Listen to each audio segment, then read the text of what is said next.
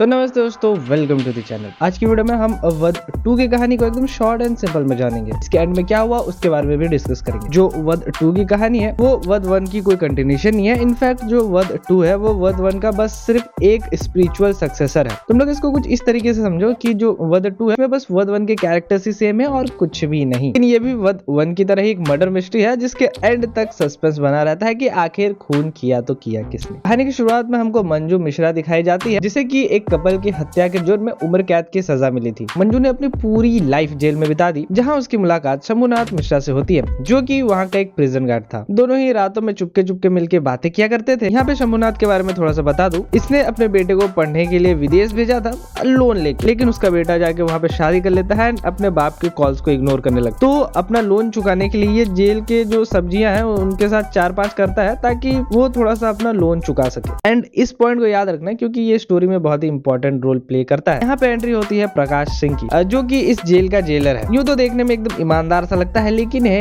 एक नंबर का जातिवाद करने वाला इंसान। इसे छोटी जाति से बहुत ज्यादा नफरत है। अब कहानी में एंट्री होती है नैना की जिसे कि एक झूठे केस में फंसा दिया गया है। जब उसे बेल के लिए ले जाया जा रहा था तब उसकी नजर पड़ती है केशव पे। वो कुत्ते के बच्चों को अपने गोद में उठाता है एंड यहाँ पे लगता है कि wow he is such a nice person. लेकिन उसी के बाद वो कुत्ते के बच्चों को टायर के नीचे रख देता है। कितना बुरा लगा था भाई। ये सीन देख के तुम्हें पता चल गया होगा he is the main villain of the story. इसकी नजर नैना पे पड़ती है एंड उसे देखते ही हमको पता लग गया था कि इसके इंटेंशंस नैना के लिए कुछ खास अच्छे तो है नहीं। खास अच्छे क्या, अच्छे ही नहीं है। केशव यहाँ पे बहुत ही पहुंची हुई चीज था जिसकी वजह से वो जेल में भी मतलब बहुत ही रोल में रहता था। वो किसी से डरा नहीं करता था एंड अपनी इसी पावर की मदद से उसने नैना का जो बेल है वो भी रुकवा दिया था। नैना इस चीज से इतनी ज्यादा दुखी होती है कि वो रात को मंजू के गोद में रोती है। अगले दिन जो केशव है वो जेल के अंदर ही एक बुढ़े को बहुत ही बेरहमी से पीटता है। इतना ज्यादा पीटता है कि अगर वहाँ पे प्रकाश बीच में नहीं आता तो वो बुढ़ा शायद हो सकता है वहीं पे मारा जाता। प्रकाश केशव की इस हरकत की वजह से उसको सॉलिट्यूड कंपार्टमेंट में डाल देता है और ऊपर से प्रेशर आने की वजह से उसको केशव को छोड़ना पड़ता है। इस चीज से प्रकाश बहुत ज्यादा खिलस जाता है और आगे से घी डालने का काम केशव खुद कर देता है, उसको रात को कॉल करके उल्टी सीधी बातें बोलकर। अब इस चीज से प्रकाश को इतना ज्यादा गुस्सा आता है कि वो आधी रात को ही जेल में जाता है, केशव को कुत्तों की तरह अधमरा करके वहां से चला जाता है। लेकिन इसके अगले ही दिन खबर आती है कि केशव जेल से फरार हो चुका है। जिस केस को इन्वेस्टिगेट करने के लिए यहाँ पे अतीत नाम के एक पुलिस ऑफिसर की एंट्री होती है। वो सभी लोगों से पूछताछ करता है लेकिन उसके हाथ घंटा कुछ नहीं लगता जिस वजह से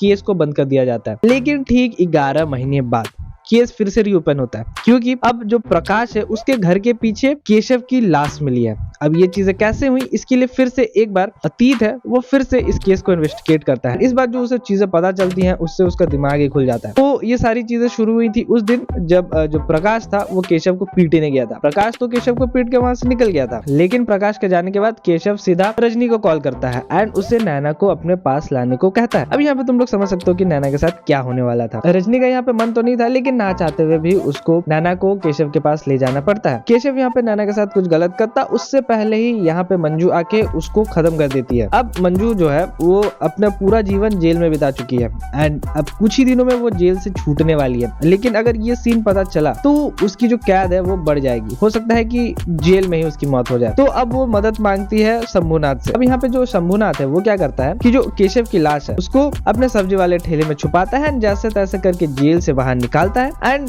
प्रकाश के घर के पीछे दफना देता है। अब यहाँ पे सवाल ये आता है कि चलो शंभुनाथ ने मंजू को बचाने के लिए किया, अपने प्यार को बचाने के लिए सब किया, लेकिन प्रकाश को क्यों फंसाया? तो यहाँ पे हमको और एक ट्विस्ट पता चलता है। स्टार्टिंग में जो मंजू जिस मर्डर केस के लिए जेल में आई थी एंड उसने अपनी पूरी जिंदगी जेल में बिता दी, वो मर्डर असल में उसने किया ही नहीं था। वो मर्डर प्रकाश ने किया था एंड प्रकाश ने मंजू को फंसाया था एंड इसी वजह से शंभुनाथ ने अब प्रकाश को फंसा दिया है। अतीत ये चीज जानने के बाद कि प्रकाश ने भी 2 मर्डर्स किए हुए हैं वो इन दोनों का साथ देने के लिए मान जाता है एंड इन दोनों को छोड़ देता है। अब केशव के मर्डर के लिए प्रकाश फंस जाता है एंड उसे जेल हो जाती है एंड इसी के साथ ये मूवी खत्म हो जाती है। अब आता है रिव्यू टाइम। सच बोलूं तो ये मूवी और बेटर हो सकती थी, इसका रन टाइम थोड़ा और कम हो सकता था and yeah this movie could have been better. देखो पर्सनली मैं बोलूंगा वध 1 मेरे को ज्यादा अच्छी लगी थी in terms of suspense and thriller. वध 2 की स्टोरी मैं बोलूंगा कि बहुत ही ज्यादा प्रिडिक्टेबल है। अगर तुम एक मूवी लवर हो, अगर तुम मूवी देखते हो तो तुम इसको बहुत ही इजी से प्रिडिक्ट कर सकते हो कि हाँ इसके बाद ये होगा, इसके बाद ये होगा। एंड बोलूंगा कि स्टोरी बहुत ही बोरिंग भी थी एक हद तक, उसमें कुछ ज्यादा ऐसा खास हमको देखने को मिलता नहीं है। बाकी यही था ये वीडियो। तुम बताओ तुम्हारा ओपिनियन क्या है, मूवी तुमको कैसी लगी? अगर तुमने देखा है तो कमेंट सेक्शन में बताना जरूर। मैं मिलूंगा तुमसे किसी और दिन किसी और वीडियो में। Till then love you all, bye bye.